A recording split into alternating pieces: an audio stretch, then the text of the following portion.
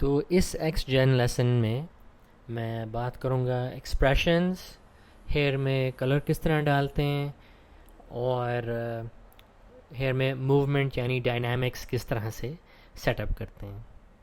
तो यहाँ मैंने बिल्कुल एक सिंपल सा एक सीन बनाया है जिसमें एक प्लेन में मैंने एक XGen हेयर डिस्क्रिप्शन ऐड किया है और उस पर एक क्लम्पिंग और एक नॉइज़ मॉडिफायर मैंने ऐड कर दिया है।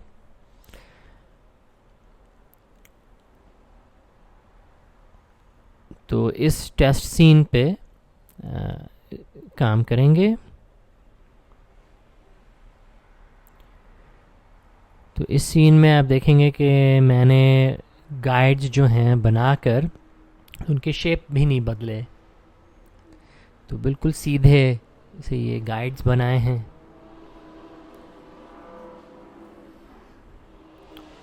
तो यहाँ पे नॉइज़ और क्लम्पिंग के बगैर जो है बिल्कुल सीधे सीधे बाल हैं।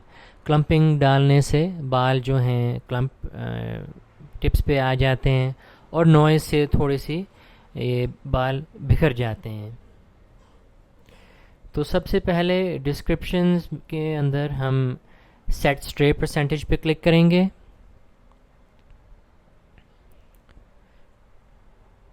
और इसमें हम एक परसेंटेज वैल्यू डालेंगे, यानी कितनी फ़ीसद बाल जो हैं स्ट्रे कहलाएंगे।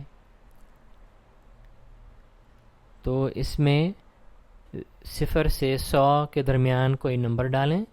तो यहाँ पे मैं 30 डालूँगा, तो इसका मतलब है कि 30% जो बाल हैं वो स्ट्रेज कहलाएंगे।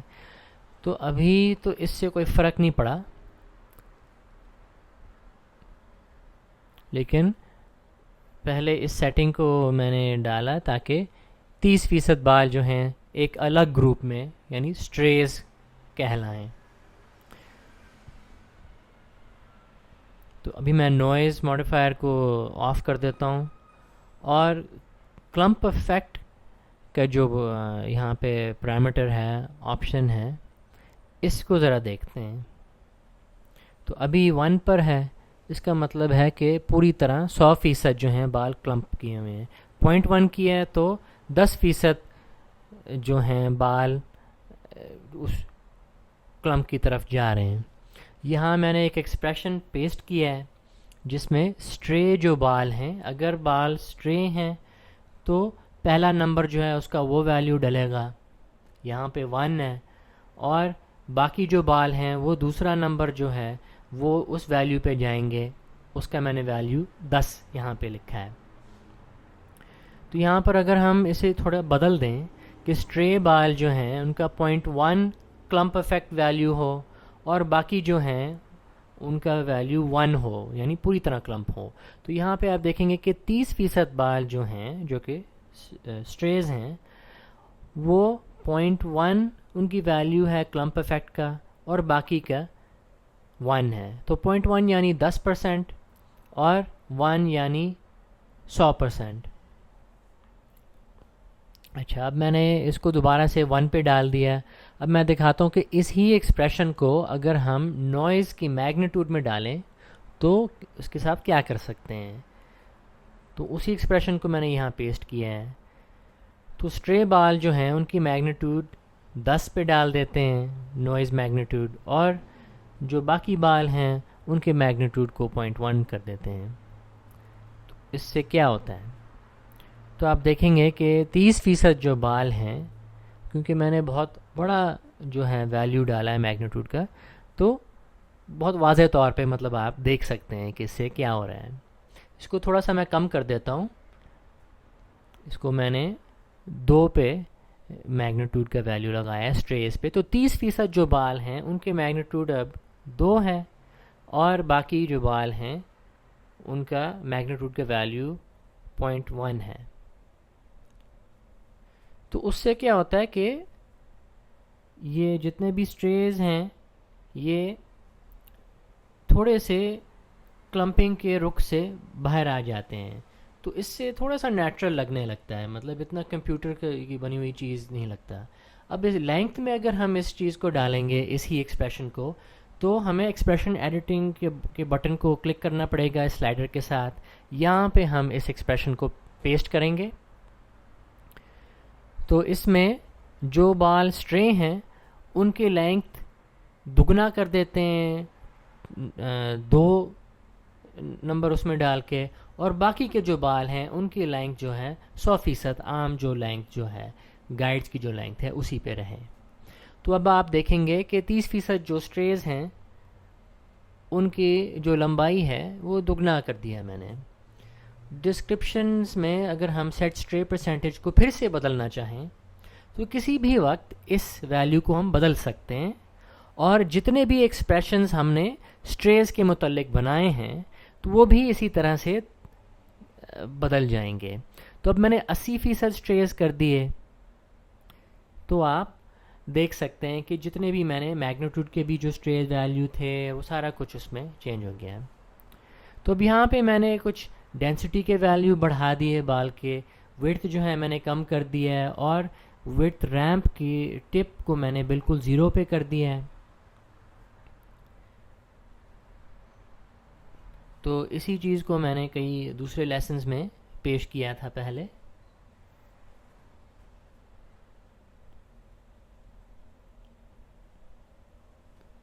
तो अब थोड़े मैंने बेसिक सेटिंग्स बनाए थे पहले, आपको यहाँ दिखाए हैं। अब मैंने इसको थोड़े से जैसे ज़्यादा रेजोल्यूशन के साथ, ज़्यादा घने बाल के साथ मैंने पेश किया। अब इसमें रंग किस तरह डालते हैं, तो हम प्रीव्यू आउटपुट टैब पे जाएंगे। यहाँ पे कस्टम शेडर पैरामीटर्स में रूट अंडरस्कोर कलर नाम का एक वेरिएबल बनाएंगे, उसको कलर पे सेट करेंगे और प्लस जो बटन है इधर इसको दबाएंगे। इससे अब एक रूट कलर नाम का वेरिएबल बन गया है। अब इसके एक्सप्रेशन एडिटर में जाके एक बिल्कुल सादा सा एक एक्सप्रेशन इसमें पेस्ट करते हैं। इस एक्सप्रेशन में आप किसी भी फ्लैट कलर को असाइन कर सकते हैं कलर वैल्यू में। तो रूट अंडरस्कोर कलर का जो वेरिएबल है ये एक्सजेन का एक बिल्ट इन एक वेरिएबल है जिससे हम इसके कलर को बना सकते हैं। तो अब रेंडर को हम आर्नल्ड सेलेक्ट करते हैं। आप जो भी रेंडर इस्तेमाल कर रहे हैं आप उसमें सेलेक्ट करें ताकि उस रेंडर के जो एक्सजेन सेटिंग्स हैं वो यहाँ पे आ जाएं। तो आर्नल्ड में हम अप्लाई हेयर शेडर पे क्लिक करेंगे, तो उससे क्या होगा,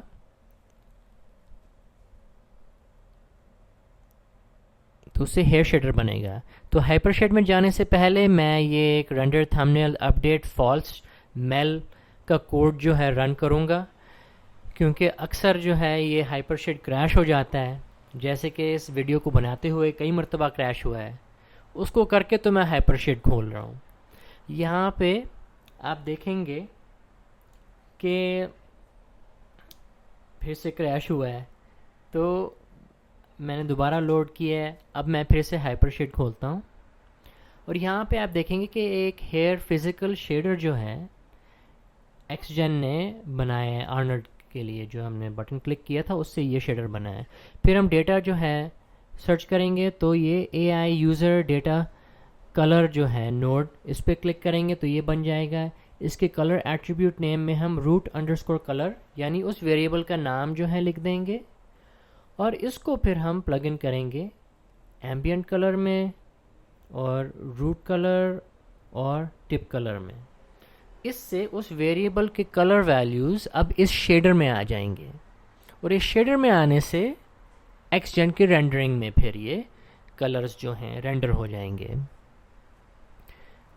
अभी पहले मैं एक डायरेक्शनल लाइट बना देता हूँ ताकि रेंडरिंग के वक्त हमें कुछ नज़र आए। इसको मैंने ऊपर किया है और रोटेट करके लाइट का रुख जो है मैंने हेयर की तरफ कर दिया है। इसकी इंटेंसिटी जो है लाइट की मैं बढ़ा देता हूँ, 6 मैंने वैल्यू जो है उसमें डाला है। अब इसको रेंडर करते हैं और देखते हैं कि इसमें कलर जो है किस तरह से दिखाई दे रहा है। तो रूट कलर में जो ब्लू वैल्यू इसमें डाला था वो अब इसमें दिखाई दे रहा है। तो अब मैं ज़रा फाइल सेव कर देता हूँ और इसके बाद एक्सजेन के एक और एक्सप्रेशन जो हैं रूट कलर में डाल के देखते हैं। तो एक एक्सप्रेशन मैंने यहाँ पेस्ट किया है, इसमें ऊपर दो कलर के वेरिएबल्स हैं और फिर कुछ नॉइज़ के वेरिएबल्स। तो इसमें एक नॉइज़, प्रोसीजरल नॉइज़ में दो कलर वैल्यूज़ जो हैं मिक्स हो रहे हैं, जो कि जब आप वेरिएबल्स यहाँ पे एक्सजन एक्सप्रेशन एडिटर में डालते हैं तो एक अच्छी बात है कि यहाँ ऊपर आपको बटन्स मिल जाते हैं, जिससे आप कलर पिकर से आप कलर चेंज कर सकते हैं या वैल्यूज़ जो हैं स्लाइडर से चेंज कर सकते हैं।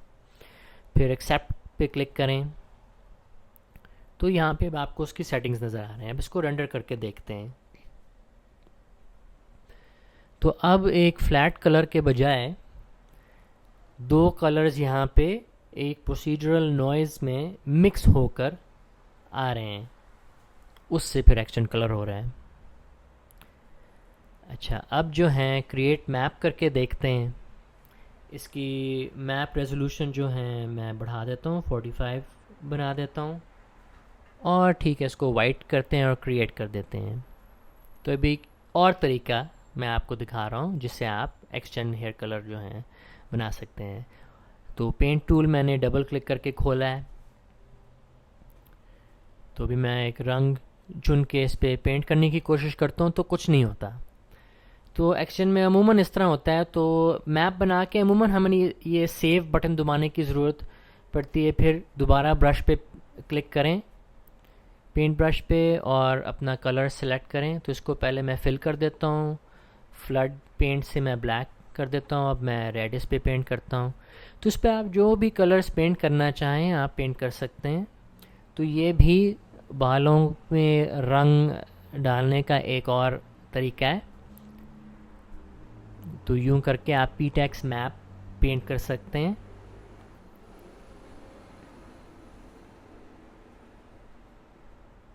तो इस तरह से मैंने कुछ मुख्तलिफ रंग जो हैं इस पे डालें।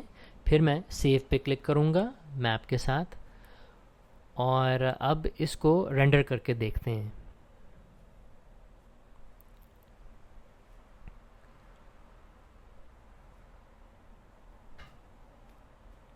तो अब आप देखेंगे कि जहाँ जहाँ मैंने पेंट किया है वहाँ के बाल जो हैं उसी रंग में रंगे हैं। तो इसी तरह आप लोड एक्सप्रेशंस पे भी जाके देख सकते हैं कि पूरी एक एक्सप्रेशंस लाइब्रेरी जो है एक्सजेन के साथ मौजूद है। इसमें कई तरह के नॉइज़ और मुख्तलिफ़ किस्म के एक्सप्रेशंस हैं जो कि आप एक्सप्रेशन एडिटर में देख सकते हैं। तो इनमें ये है कि मैंने ज़्यादा इनको सिंटैक्स के तौर पे इस्तेमाल किया कि एक्सप्रेशंस को लिखते किस तरह से हैं, क्योंकि मुझे ऑनलाइन कुछ कम ही रिसोर्स जो हैं मिले हैं एक्शन के एक्सप्रेशंस के हवाले से। कुछ हैं लेकिन बहुत ज़्यादा नहीं, तो इससे कुछ आइडिया मिलते हैं। अब एक और तरीका दिखाता हूँ। हम दोबारा से एक मैप क्रिएट करते हैं। इस बार क्या करेंगे कि अपने पेंट किया हुआ या फ़ोटोग्राफ किया हुआ एक मैप को एक्सजेन में किस तरह से लाते हैं। तो पहले एक मैप यहाँ बनाएंगे, फिर सेव पे क्लिक करेंगे, फिर हम हाइपरशेड में जाएंगे। तो हाइपरशेड में हमें एक नया नोड मिलेगा उस मैप के नाम का। तो उसी नाम से एक नोड क्रिएट हुआ है।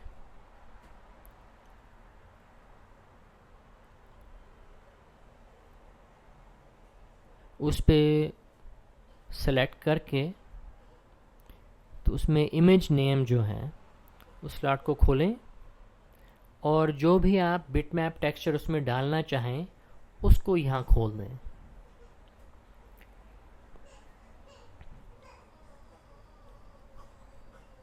अच्छा, अब इसको करके तो अब ये मैप इसमें दिखाई दे रहा है।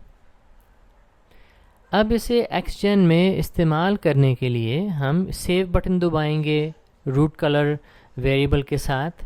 उससे क्या होगा कि वो बिटमैप टेक्सचर अब ptex जो कि एक्सजेन का फॉर्मेट है मैप्स का, उसमें कन्वर्ट हो गया है। अब जब मैं इसको रेंडर करूँगा तो इसके रंग उस टेक्सचर मैप से आएंगे। तो ये कुछ तरीके हैं एक्सजेन में हेयर के कलर जो है डालने के। तो एक्सप्रेशंस में आप बहुत कुछ और भी कर सकते हैं, मैंने थोड़ा मुख्तसर सा आपको दिखाया है। तो अब डायनामिक्स पे आते हैं। तो प्रिमिटिव्स टैब में गाइड एनिमेशन के अंदर यूज़ एनिमेशन को चेक करें, फिर क्रिएट हेयर सिस्टम पे क्लिक करें तो यहाँ पे एक एन हेयर सिस्टम बनेगा। तो यहाँ पे attach curves to selected surfaces check करें, कोलाइड विथ मैश चेक करें, एग्जैक्ट शेप्स मैच करें और मेक कर्व्स डायनामिक पे क्लिक करें। तो आप आउटलाइनर में फिर देख सकते हैं कि एक हेयर सिस्टम बना है, न्यूक्लियस और हेयर आउटपुट कर्व्स। तो भी प्ले करेंगे तो कुछ नहीं होगा। तो भी यहाँ पे हेयर सिस्टम में जाएं, एट्रीब्यूट एडिटर में, और स्टिफनेस स्केल जो है उसकी जो स्टिफनेस टिप पर है उसको 0 पे करें और बीच में आप एक और पॉइंट डाल सकते हैं। उससे क्या होगा कि अब बाल जो हैं हिल सकते हैं। तो यहाँ मैंने प्ले किया है तो सिमुलेशन रन किया है तो बाल हिल रहे हैं। तो यहाँ पे हम फॉलिकल्स जो हैं इनको छुपा देते हैं ताकि सिर्फ जो हेयर सिस्टम के आउटपुट कर्व्स हैं वो दिखाई देंगे। तो ये आम नर्व्स कर्व्स हैं, इनके टॉप नोड सेलेक्ट करके अटैच हेयर सिस्टम पे क्लिक करें। तो अब जो आपके एक्सजेन हेयर हैं वो अब इस सिमुलेशन से मतलब हिलेंगे। तो अब सिमुलेशन इसको ड्राइव कर रहा है। तो आप देखेंगे कि आपके सारे एक्सजेन के बाल जो हैं फिर हिलेंगे। तो जब आपको सिमुलेशन पसंद है तो टॉप नोड जो हैं आउटपुट कर्व्स के सिलेक्ट करके तो एक एलम्बिक कैश एक्सपोर्ट करें। अब यहाँ पे अगर आप देखें तो जो फ़ोल्डर ऊपर लिखा हुआ है वो हमारे प्रोजेक्ट का फ़ोल्डर नहीं है। तो एक्सजेन में अमूमन ये मसला पड़ जाता है कि प्रोजेक्ट जो है किसी वजह से गलत फ़ोल्डर की तरफ पॉइंट कर रहा होता है। तो यहाँ पे आप सेट प्रोजेक्ट पे जाएं, फाइल सेट प्रोजेक्ट, और अपने प्रोजेक्ट के फ़ोल्डर पे सेट करें दोबारा से, ताकि सही जगह पे सारे फाइलें जो हैं राइट हों। तो अब cache, Alembic cache, export selection to Alembic पे क्लिक करें और एक्सपोर्ट सिलेक्शन करें। अब यहाँ पे सही आपके प्रोजेक्ट के फ़ोल्डर में ये सेव होगा। तो कैश का नाम उसमें रख दें और एक्सपोर्ट करें। तो अब आपकी जो हेयर के सिमुलेशन है वो एलम्बिक कैश में सेव हो रहा है।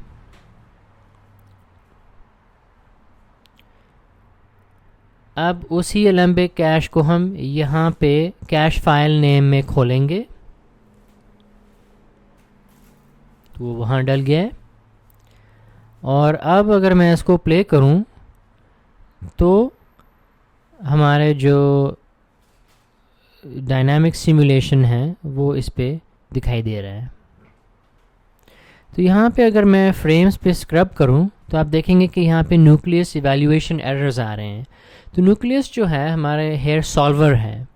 अब इसकी हमें ज़रूरत नहीं है, मतलब हम इसको ऑफ़ कर सकते हैं। तो एट्रीब्यूट्स में इनेबल को अनचेक करें न्यूक्लियस का, तो अब वो एरर्स नहीं आएंगे, क्योंकि अभी सिमुलेशन को कैलकुलेट करने की ज़रूरत नहीं है क्योंकि हम कैश कर चुके हैं इसको। तो अब एक फ्रेम जो है रेंडर करके देखते हैं।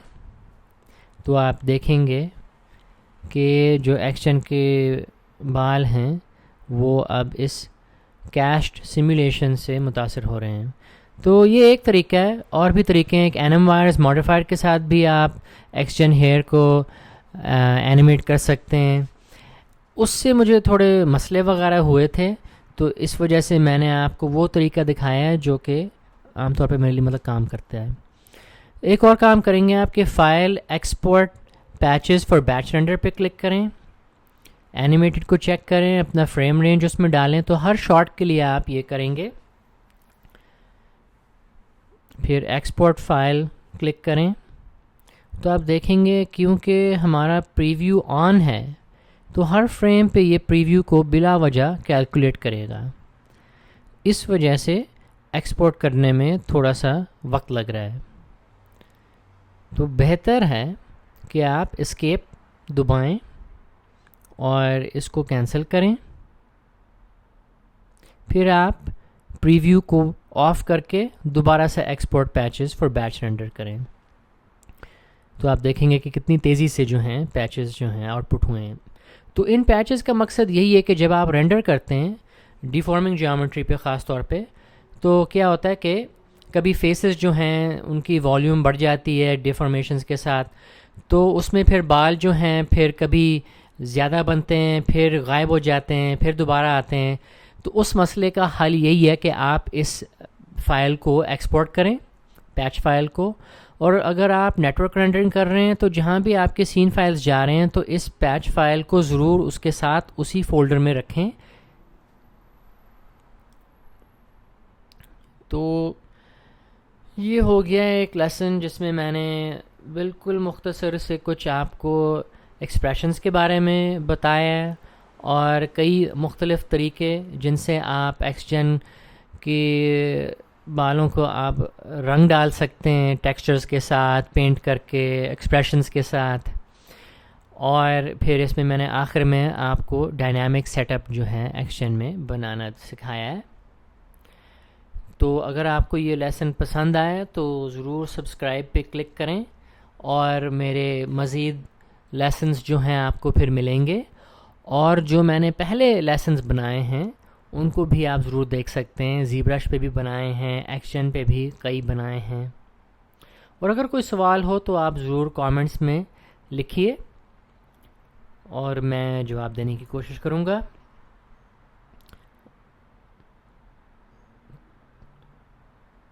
तो वीडियो देखने का बहुत शुक्रिया।